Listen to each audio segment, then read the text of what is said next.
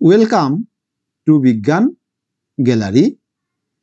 এই ভিডিওতে 2023-24 একাডেমিক ইয়ারে ত্রিপুরা এসসিআরটি থেকে ক্লাস 10 উপর যে কোয়েশ্চন ব্যাংক দিয়েছে সেই কোয়েশ্চন ব্যাংকের যে ম্যাথমেটিক্স সেট 1 কোয়েশ্চন পেপার আছে সেই ম্যাথমেটিক্স সেট 1 কোয়েশ্চন পেপারের অতি সংক্ষিপ্ত প্রশ্ন অর্থাৎ 2 মার্কের যে প্রশ্ন আছে সেই 2 মার্কের প্রশ্নগুলির 14 নম্বর থেকে 23 নম্বর অবধি সবগুলি প্রশ্ন এই ভিডিওতে সহজ এবং সরল উপায়ে বুঝিয়ে আমি করে দিয়েছি। আশা করি পুরোটা ভিডিও যদি দেখো অবশ্যই তোমার ভালো লাগবে। আর আমি এই ভিডিওটার নাম দিয়েছি ভিডিও 13 অর্থাৎ কোয়েশ্চন নাম্বার 14। 14 সেন্টিমিটার ব্যাসার্ধ বিশিষ্ট বৃত্তে একটি যা কেন্দ্রে 90 ডিগ্রি কোণ উৎপন্ন করলে যা দিয়ে গঠিত বৃত্তাংশের ক্ষেত্রফল নির্ণয় করো। তাহলে প্রথমে আমরা একটা কাজ করে একটা বৃত্ত আঁকি। দেখো এই হচ্ছে একটা বৃত্ত, এই হচ্ছে বৃত্তের একটা যা, ধরো যা হচ্ছে এ বি, এটা হচ্ছে বৃত্তের কেন্দ্র ও এই হচ্ছে বৃত্তের ব্যাসার্ধ কত 14 সেন্টিমিটার।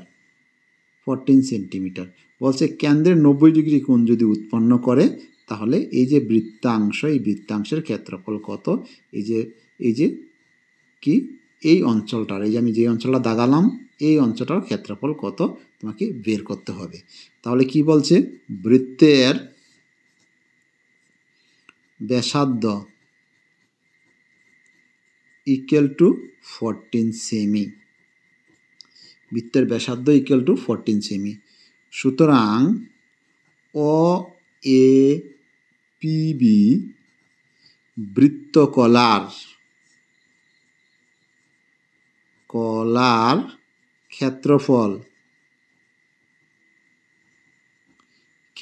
ইকুয়াল টু কি হবে 90 degree by 360 degree into pi r square, আর মানে কত 14 স্কোয়ার বর্গ সেমি। তাহলে এটা যদি তুমি এটা কাটলে কত হবে, এই 4 নং 37 1/4 হবে, 7 ভাগের 22 বসিয়ে দিলাম আর 14 ইন্টু 14 করে স্কোয়ারটা উঠিয়ে নিলাম, অত বর্গ সেমি। এবার এটাকে যদি আমরা কিছু কেটে ছোটো করে নিই 7 দুগুণে 14, এটা দিয়ে যদি এটাকে আমরা কাটি কত হবে 2 দুগুণে 4। এবার এই 2 দিয়ে যদি আমরা একটা কাজ করি, এই 2 দিয়ে যদি এইটাকে কেটে দিই কত হবে 7 দুগুণে 14। তাহলে 7 কত হলো 7 দুগুণে 14 4, হাতে রয়েছে 1, 14 আর 1 15 বর্গ সেমি।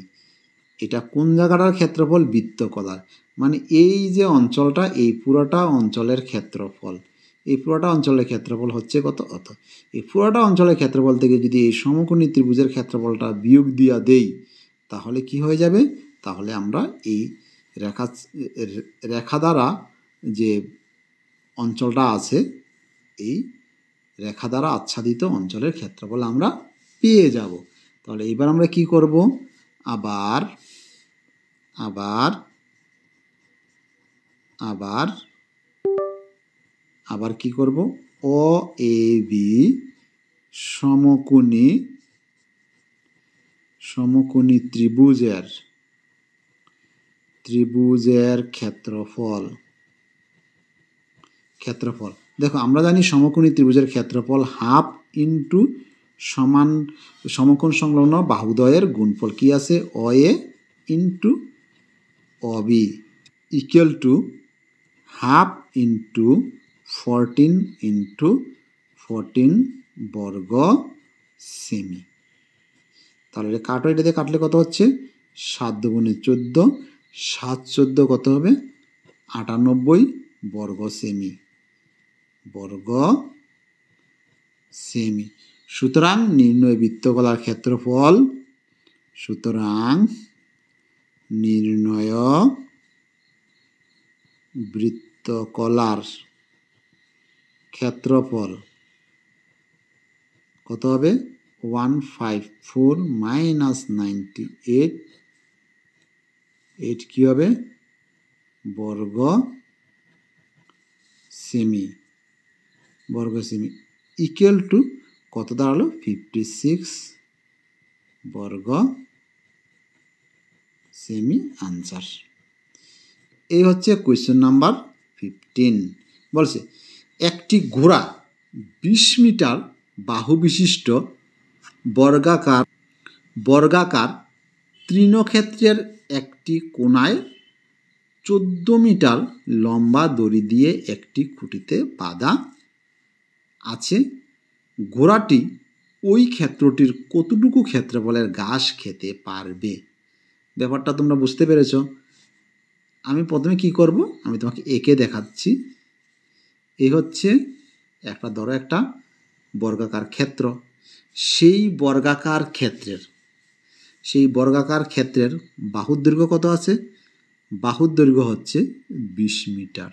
কত হলো 20 মিটার বাহুর দৈর্ঘ্য। এটার কোণাতে ধরো এই কোণাতে একটা 14 মিটার দড়ি দিয়ে একটা ঘোড়া বাঁধা আছে। তাহলে ঘোড়াটা কতটুকু জায়গার ঘাস খাবে? এতটুকু জায়গার ঘাস খেতে পারবে। এতটুকু জায়গার ঘাস খেতে ঘোড়াটায় পারবে। তারা বলছে ঘোড়াটি ওই ক্ষেত্রটির কতটুকু ক্ষেত্রফলের ঘাস খেতে পারবে। তাহলে আমরা কি করব? তাহলে আমরা এখানে লিখব যে যেহেতু ঘোড়াটি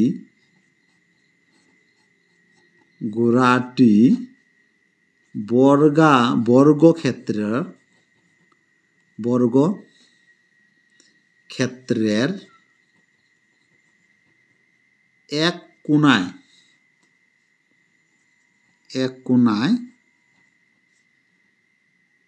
14 সেমি লম্বা দড়ি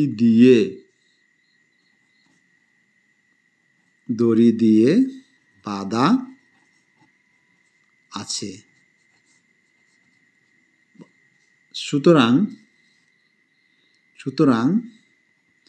ঘোড়াটি 14 সেমি ব্যাসার্ধ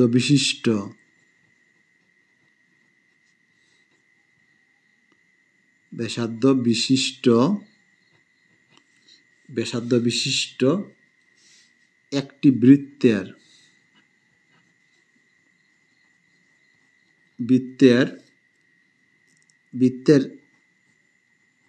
1/4 অংশ ক্ষেত্রফলের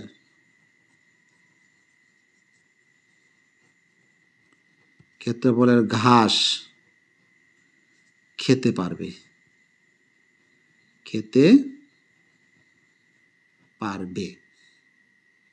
কি করবে? 14 সেমি ব্যাসার্ধ বিশিষ্ট কোনো একটা বৃত্তের কতটুকু ঘাস খেতে পারবে? 4/1 অংশের ঘাস খেতে পারবে। সুতরাং বৃত্তটির 1/4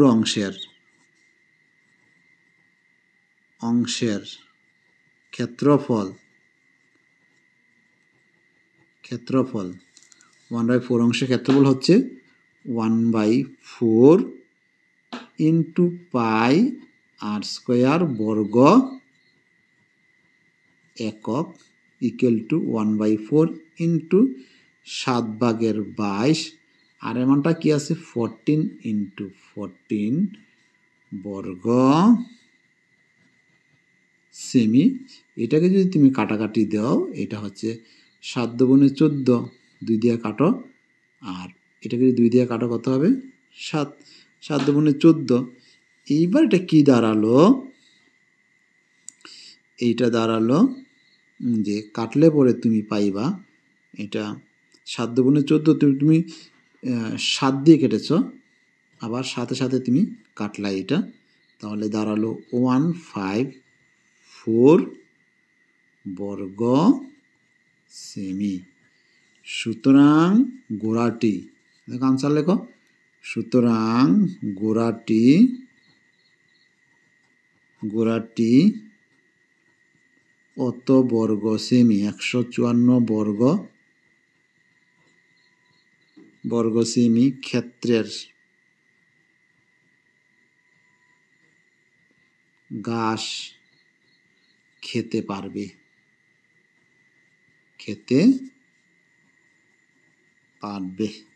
এটা হয়ে গেল আনসার। কোয়েশ্চেন নাম্বার 16 বলছে একটি বিকারের আকৃতি হলো ফাঁপা অর্ধগোলকের উপরে বসানো একটি ফাঁপা চুং। আবার বলছি, একটি বিকারের আকৃতি হলো ফাঁপা অর্ধগোলকের উপরে বসানো একটি ফাঁপা চুং। অর্ধগোলকটির ব্যাস 14 সেন্টিমিটার এবং বিকারটির মোট উচ্চতা যদি 13 সেন্টিমিটার হয় তবে বিকারটির ভেতরের তলের ক্ষেত্রফল কত? ব্যাপারটা একটু ক্লিয়ার হোক। বলছে একটি ফাঁপা অর্ধগোলকের উপর একটা চুং বসানো আছে, অর্ধগোলকটির ব্যাসার্ধ কত? 7 সেন্টিমিটার। তাহলে আমরা একটা কাজ করি, প্রথমে দেখে নিচ্ছি। এই হচ্ছে একটা কি অর্ধগোলক, এই হচ্ছে একটা অর্ধগোলক যার ব্যাসার্ধ কত? ব্যাসার্ধ হচ্ছে এই জায়গাটা হচ্ছে কত? 7 সেন্টিমিটার। এবার বলছে যে তার উপর একটা চুং বসানো আছে। কি আছে? একটা চুং বসানো আছে। এরকম একটা চুং বসানো আছে, এই একটা চুং বসানো আছে, এরকম একটা চুং বসানো আছে। এবার তারা বলেছে যে এটা টোটাল উচ্চতা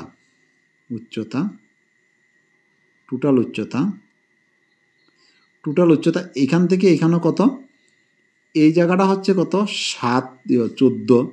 ব্যাস যদি 14 হয় তাহলে ব্যাসার্ধ হবে 7। এই জায়গাটা কত হবে? 7 সেন্টিমিটার। এইখান থেকে এই জায়গাটা কত হবে? এই জায়গাটা হবে 7 সেন্টিমিটার। অ থেকে এটা যদি পি হয়, কিউ হয়, তাহলে কি হবে? অকিউ হবে কত? 7। আর টোটাল উচ্চতা কত আছে? 13 সেমি। কোন জায়গাটা 13? এখান থেকে অতটুকু হচ্ছে কত? 13 সেন্টিমিটার। যদি 13 সেন্টিমিটার হয় তাহলে 13 থেকে যদি 7 চলে যায় তাহলে এইটা হবে কত? 6 সেন্টিমিটার। অর্থাৎ এই জায়গাটা হবে 6 সেন্টিমিটার।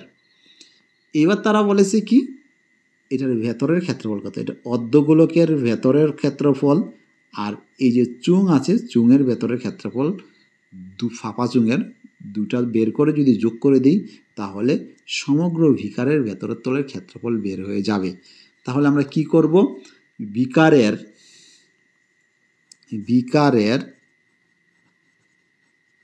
বিকারের ব্যাস ইকুয়াল টু 14 সেমি। সেমি না মিটার দিছে? সেমি। সুতরাং বিকারের ব্যাসার্ধ equal two 14/2 semi equal to 7 centimetre হলো ব্যাসার্ধ। সুতরাং বিকারের অর্ধগোলাকৃতি অংশের বক্রতলের ক্ষেত্রফল। সুতরাং বিকারের অর্ধ গোলাকৃতি অংশের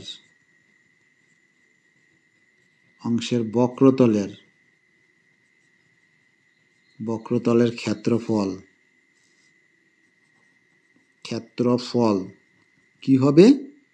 2πr² বর্গ একক। তাহলে 2πr² হলে কি হবে? 2π × 7² বর্গ সেমি। তাহলে 7 স্কোয়ার করলে 49, 49 দুগুণে কত হবে? 98 পাই বর্গ সেমি। তাহলে এবার আমরা কি করব? বিকারের যে চুঙ্গাকৃতি অংশ আছে তার বক্রতলের ক্ষেত্রফল আবার বিকারের চুঙ্গাকৃতি অংশের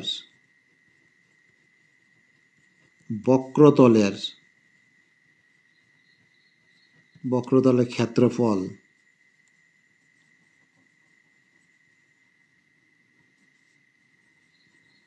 হবে 2πr/s বর্গ একক। তাহলে কি হবে 2π ইন্টু r মানে কত 7, আর এই এসটা কত হবে, এসটা আমি করে দেখালাম না, এবার আমি লিখে নিচ্ছি কত 13 - 7 বর্গ সেমি। এবার যদি আমরা মানটা বসিয়ে এখানে কি হবে, এখানে 2π ইন্টু 7 ইন্টু 6 বর্গ ইকুয়াল টু কত হবে, এটা হচ্ছে 6 × 42, 42 দুগুণে 84, অর্থাৎ 84 পাই বর্গ সেমি। সুতরাং বিকারটির ভেতরের অংশের ক্ষেত্রফল, সুতরাং বিকারটির ভেতরের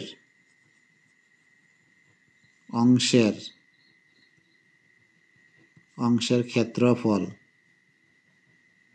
কত দাঁড়াবে, 98 পাই প্লাস 84 পাই ইকুয়াল টু কত হলো, এই দুইটাকে যদি আমরা যোগ করে দিই, যোগ করলে কত দাঁড়াবে, 8 আর 4 যোগ করলে হচ্ছে 2 মানে 2, আর 16 × 17, আবারও বলছি 17 আর 1 হচ্ছে কত 18, 82।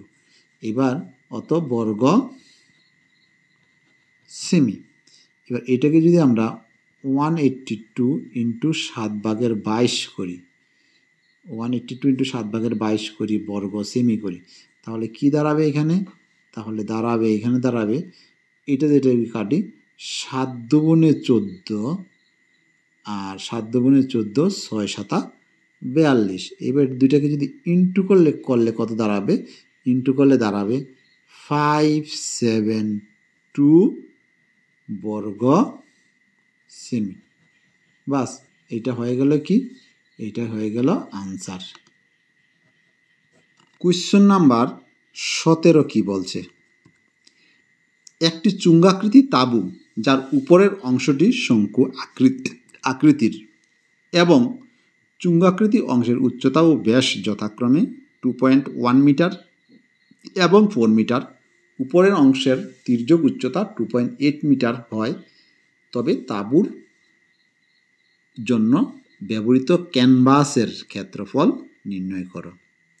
ব্যাপারটা কি দাঁড়ালো, ব্যাপারটা দাঁড়ালো যে একটি চুঙ্গাকৃতি তাঁবু যার উপরের অংশটি শঙ্কু, তাহলে আমরা ছবিটা এঁকে নিই, একটা চুঙ্গাকৃতি তাঁবু, এই হচ্ছে একটা তাঁবু, এই হচ্ছে একটা চুঙ্গাকৃতি তাঁবু যার উপরের অংশটি হচ্ছে শঙ্কু, এই হচ্ছে একটা চুঙ্গাকৃতি তাঁবু যার উপরের অংশটি কি, উপরের অংশটি হচ্ছে একটা শঙ্কু। এবার তারা কি বলছে, এবার তারা বলছে যে চুঙ্গাকৃতি অংশের উচ্চতা 2.1 মিটার এবং ব্যাস কত, ব্যাস হচ্ছে 4, তাহলে এই জায়গাটা কত হবে, এই জায়গা হবে 2 মিটার, এই জায়গা হবে 2 মিটার। এবার আবার বলেছে যে উপরের অংশের তির্যক উচ্চতা 2.8 মিটার, 8 মিটার। তাহলে আমরা কি করব, এখানে তাঁবুটির চুঙ্গাকৃতি অংশের উচ্চতা, দেখো তাঁবুটির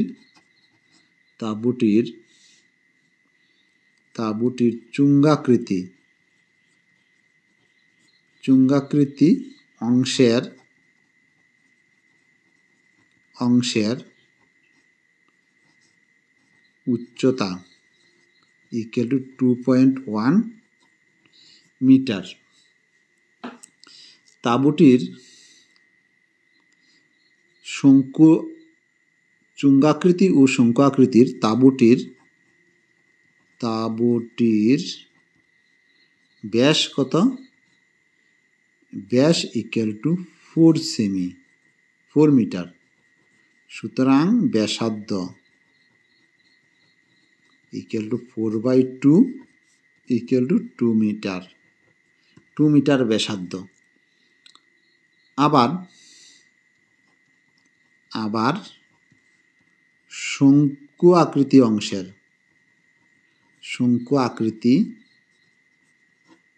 অংশের তির্যক উচ্চতা ইকুয়াল টু 2.8 মিটার। সুতরাং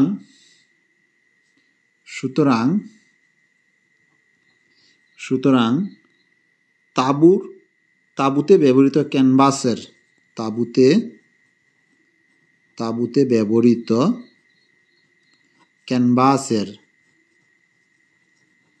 ক্যানভাসের ক্ষেত্রফল কত হবে? প্রথমে হচ্ছে এই জায়গার ক্ষেত্রফল, এই জায়গাটা তো বক্র, চুঙের বক্রতলের ক্ষেত্রফল কি 2 পাই আর এস, আর এইটা হচ্ছে কি, এইটা হচ্ছে একটা শঙ্কুর বক্রতলের ক্ষেত্রফল হলো পাই আর এল প্লাস পাই আর এল। তাহলে এটা কি দাঁড়ালো? এটা দাঁড়ালো পাই যদি আমরা কমন নিই কি দাঁড়ালো? পাই কমন নিলে পাই আর যদি আমরা কমন নিই পাই আর কমন নিলে দাঁড়ালো 2s প্লাস এল।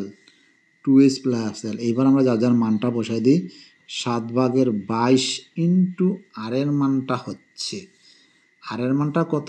আর এর মানটা হচ্ছে 2 ইন্টু এস কত? এইচ হচ্ছে 2.1 প্লাস এল কত? 2.8 বর্গ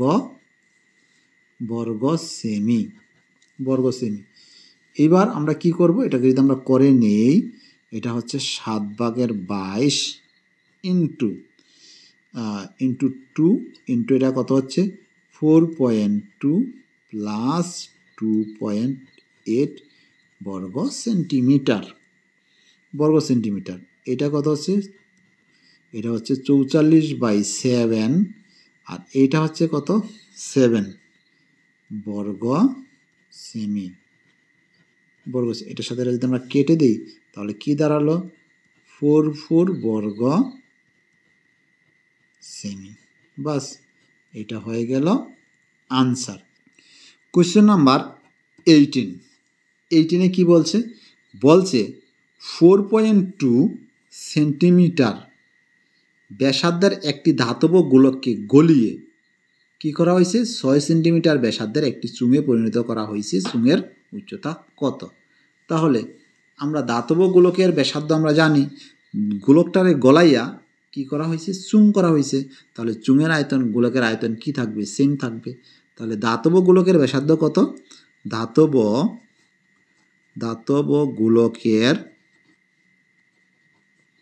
গোলকের ব্যাসার্ধ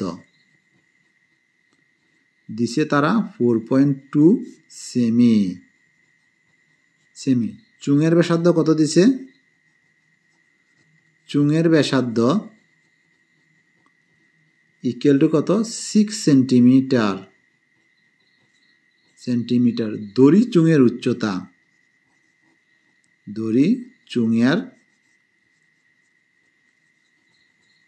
উচ্চতা equal to 8 centimetre.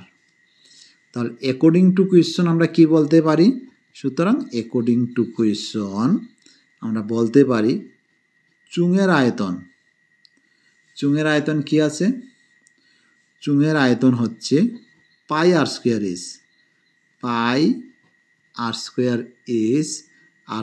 S equal to 4/3 pi r cube. এখানে আমরা কি লিখতে পারি? পাই ইন্টু চুঙের আর হচ্ছে 6 স্কোয়ার, এইচ হচ্ছে কত? এস, আর 4/3 পাই, এইটা হচ্ছে কি? 4.2 হোল কিউব। এবার বোথ সাইড থেকে যদি আমরা পাইরে বাদ দিয়ে লাই কি পাবো? পাইরে বাদ দিলে আমরা পাবো 6। এটাকে যদি আমরা কি করি, এটা 6 ইন্টু 6 করে দেই is equal to 4/3 into 4.2 into 4.2 into 4.2 করে দিলাম। ইমপ্লাইজ এই ইকুয়াল টু কী দাঁড়াচ্ছে 4/3 ইন্টু টান দিলাম উপরে হচ্ছে 4.2 ইন্টু 4.2 ইন্টু 4.2 নিচে হচ্ছে কি 6 ইন্টু 6। এই 6 দিয়ে যদি আমরা এটাকে 6 7 42 0.7, 6 7 42 0.7, আর এই 3 দিয়ে যদি আমরা কেটে নিই কী দাঁড়াবে, 3 দিয়ে যদি কেটে নিই 3 14 42, আর সবগুলি যদি আমরা ইন্টু করি আসবে কি এইচ ইকুয়াল টু আসবে 2.744। সুতরাং নির্ণয় চুঙের উচ্চতা ইকুয়াল টু 2.744 সেন্টিমিটার। আনসার। তো এই হচ্ছে কোয়েশ্চেন নাম্বার 19। 19-এ কী বলছে, কোনো রাশিতত্ত্বের পরিসংখ্যা বিভাজনের কাল্পনিক গড় দিয়েছে তারা 15। আবার তারা বলেছে রাশিতত্ত্বের গড় মান বের করো। দেখো কাল্পনিক গড় বের করো, গড় মান বের করো, সবসময় তো সেমই হয় মান। তো এক্ষেত্রে যে এই যে কোয়েশ্চনটা অর্থাৎ কোয়েশ্চন নাম্বার 19, আমার কাছে একটা কনফিউশন লাগছে কোয়েশ্চনটা ঠিক আছে কি না। যদি ঠিক থেকে থাকে বা কোথাও তোমাদের জানা থাকে তোমরা অবশ্যই কমেন্টে লিখে জানাবে। তাহলে এবার আমি চলে যাচ্ছি কি কোয়েশ্চন নাম্বার 20, আমি করে দিচ্ছি 20। বলেছে একটি রাশিতত্ত্বের মধ্যমা যদি 19 হয় এবং যৌগিক গড় যদি 18 হয় তবে সংখ্যাগুলোর মান কত হবে। তাহলে আমরা জানি কি, আমরা জানি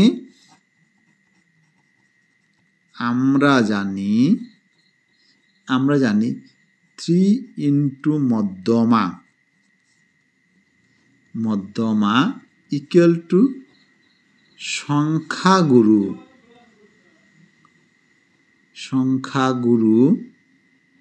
মান প্লাস 2 ইন্টু কি যৌগিক গড়, এটা হলো ফর্মুলা। তাহলে আমরা কি করব, এখানে ইমপ্লাইজ 3 ইন্টু মধ্যমা কত হলো 90 ইকুয়াল টু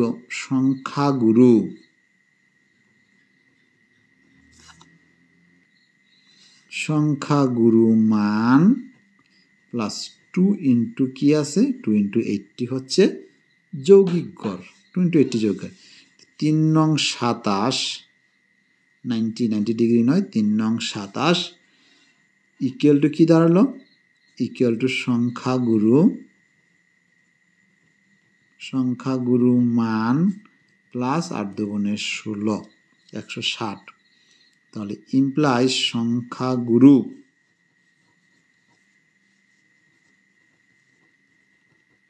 মান equal to 270 minus 116 equal to কী দাঁড়ালো, ইকুয়াল টু 110 ডিগ্রি নয় সরি এটা এই হবে, অত এটা হয়ে গেল আনসার। কোয়েশ্চেন নাম্বার 21-এ তারা কি দিয়েছে, 21-এ তারা দিয়েছে যে summation of fi ui divided by summation of fi equal to 5। আর তারা কি দিয়েছে ইউআই এর মানটা দিয়েছে। এবার আমরা কি করব, ইউআই এর যে মানটা আছে এটা বসিয়ে দেব implies summation of fi divided by summation of fi, আর ইউ এর মানটা কি আছে x মাইনাস 100/10 ইকুয়াল টু 5। এবার এটা যদি আমরা এখানে গুণ করে নিই কি দাঁড়াবে, গুণ করে নিলে দাঁড়াবে এটা কি দাঁড়াবে, এটার সাথে যদি আমরা এটা গুণ করলে আমরা পাচ্ছি পাচ্ছি যে summation of f i x divided by summation of f i into 1/10 minus summation of f i by summation of f i into 100/10 equal to 5। এই হচ্ছে, এটাকে যদি আমরা ইন্টু করে দিই পুরোটাকে, আমরা এটা পাচ্ছি। তাহলে কি এটার সাথে এটা ক্যান্সেল হয়ে গেল, এখানে কিছু নাই, আর এটার সাথে এটা ক্যান্সেল হয়ে কী হয়ে গেল, 10 হয়ে গেল। তাহলে কি দাঁড়ালো, এটা দাঁড়ালো, আর এই জায়গাটা কি, এটা হচ্ছে কি যৌগিক গড়, এটা হচ্ছে যৌগিক গড় ইন্টু 1/10 মাইনাস 10 ইকুয়াল টু 10। আর এইটা কত ছিল, এটা হচ্ছে 5, ইমপ্লাইজ এটা কি হচ্ছে 5 প্লাস 10 ইমপ্লাইজ এক্স বার মানে যৌগিক গড় ডিভাইড বাই 10 ইকুয়াল টু কত 15, ইমপ্লাইজ যৌগিক গড় ইকুয়াল টু হচ্ছে 150। এটা হয়ে গেল আনসার।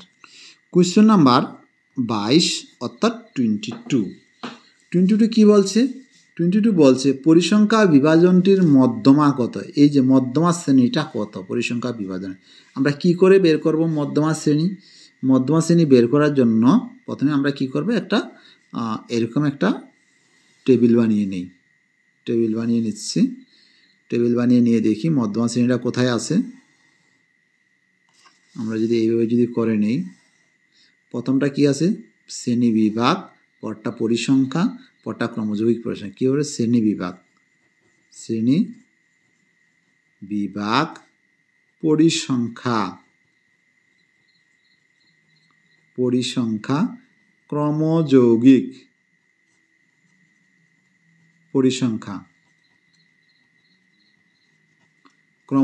পরিসংখ্যা। তোমরা একটু লেখে নাও, সাজিয়ে আমার জায়গা হচ্ছে না। পরিসংখ্যা, তাহলে প্রথমটা কি আছে, প্রথমটা দেখো আছে 10 থেকে 0 থেকে 10 কত আছে 12টা আছে। এরপরটা কি আছে 10 থেকে 20 কটা আছে 8 আছে পরিসংখ্যা। এরপরে কি আছে 20 থেকে 30 কটা আছে 5 আছে। এরপরে কি আছে 30 থেকে আছে কত 40 কটা আছে 15 আছে। এরপরে 40 থেকে কত আছে 50 আছে 10।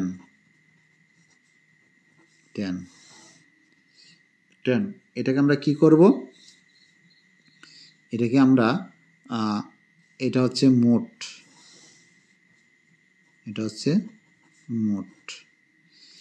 এবার আমরা সবগুলিকে যদি আমরা যোগ করি কত হবে 15, আর এটা হচ্ছে কত 20, এটা হবে 50 হবে, সবগুলিকে 50 হবে।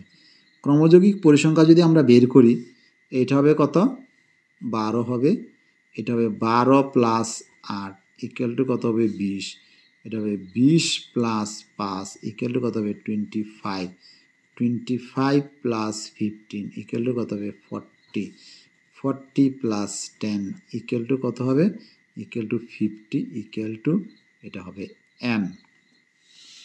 এবার দেখো এটা যদি n হয়ে থাকে তাহলে n/2 কত হলো, এখানে n/2 equal to 50/2 equal to 25 কোনটা আছে এটা আছে, তাহলে এইটা হলো মধ্যমা শ্রেণীটা কত আছে 20 থেকে 30। সুতরাং মধ্যমা শ্রেণী ইকুয়াল টু 20 থেকে 30, বাস এটা হয়ে গেল আনসার। এবার আমরা দেখে নিচ্ছি কোয়েশ্চন নাম্বার 23। এই যে কোয়েশ্চন নাম্বার 23 কি বলছে দেখো, এখানে শ্রেণী বিভাগ দিয়েছে, আর এখানে তারা কি দিয়েছে পরিসংখ্যা দিয়েছে, বলছে ক্রমযৌগিক পরিসংখ্যা অপেক্ষা কম। তাহলে ক্রমযৌগিক পরিসংখ্যা যদি অপেক্ষা আমরা কম করি তাহলে এখানে 4 হয়ে যাবে, এখানে কি হবে 4 প্লাস 3 ইকুয়াল টু হয়ে যাবে 7। পরেরটা কি হবে 7 প্লাস এই 7 আর এই 7 প্লাস 7 ইকুয়াল টু হয়ে যাবে 14। এরপর এই 14 বসালাম এখানে প্লাস এই 5 বসালাম এখানে, কত হবে 19। এরপরে 19 বসালাম এখানে, 19 প্লাস 3 ইকুয়াল টু কী হবে 22। এরপরে 22 প্লাস 2 ইকুয়াল টু 24। 24 এ হলো ক্রমযৌগিক পরিসংখ্যা অপেক্ষা কম। এবার এটা উল্টা দিকে যেতে হবে। এর অপেক্ষা বেশি হলে কী করতে হবে, উল্টা দিকে যেতে হবে। এখানে প্রথমে কি আছে, প্রথমে হলো 2, এরপরে কি আছে, এরপরে 2 প্লাস, এটা যদি উল্টা দিকে যাও 2 প্লাস 3 ইকুয়াল টু 5। এরপরে কী হয়েছে 5 প্লাস 5 ইকুয়াল টু কী হবে 10। এরপরে কী হবে 10 প্লাস 7 ইকুয়াল টু কী হবে 17। এরপরে 17 প্লাস কত হবে 3 equal to 20। 20 plus 4 equal to 22। আমি এটা তোমাকে কি করলাম করে দেখালাম, তোমরা ডিরেক্টলি যদি বুঝে লিখে নিলে হয়ে যাবে। আশা করি তোমরা বুঝতে পেরেছো। এবার ভিডিওটাকে লাইক দিয়ে তোমরা শেয়ার করে নাও।